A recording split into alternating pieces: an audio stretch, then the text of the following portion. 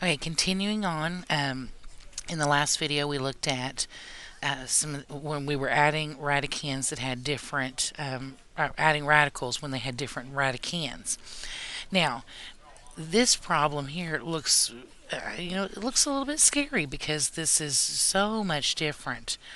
But if you keep in mind that we have to simplify first and just say to yourself, what can we do to simplify this?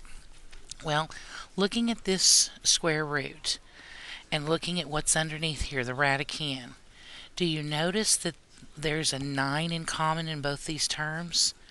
We could actually factor that 9 out and make it 9 times x minus 1. Now that would be underneath the radical.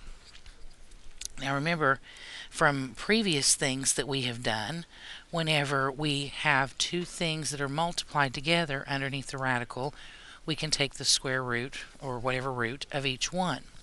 So we could take the square root of 9, which would be 3, and then we would still have x minus 1 underneath the square root sign. This is how it simplifies. Now we could do something very similar here. Do you notice that these both have a 4 in common? So since they both have a 4 in common, that would be 4 times x minus 1, and that would be all underneath that radical. And again, then we could take the square root of 4, which would be 2, and the x minus 1 would stay underneath the radical. Now we could add these because the radicands are the exact same thing. So we have 3 of those plus 2 of those would be 5 of those radicands x minus 1. Just like that. Now this is all good and fine. I mean, even if they look like they have different radicands, most of the time you'll be able to simplify in order to get them to where you can work with them. What happens if the index are different in both of them? Well, now we have another problem. But again, your number one concern is going to be to simplify as much as possible before you start. This square root of 16x is not simplified because we can take the square root of 16. The square root of 16 is 4, so it comes outside the radical by taking the square root of it.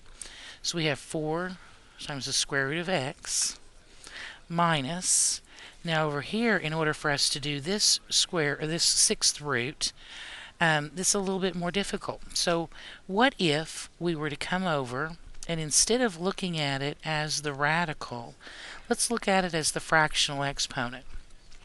So remember, as a root is nothing more than a fractional exponent, where the index is the denominator, the power is the numerator.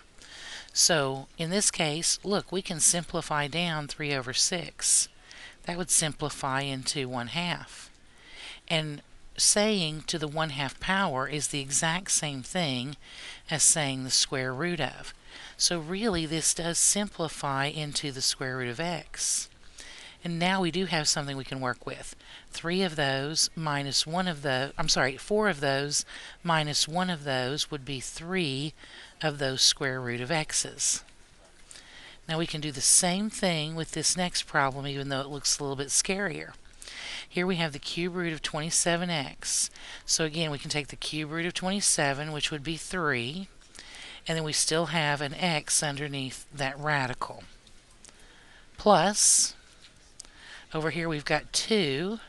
Now this will simplify also.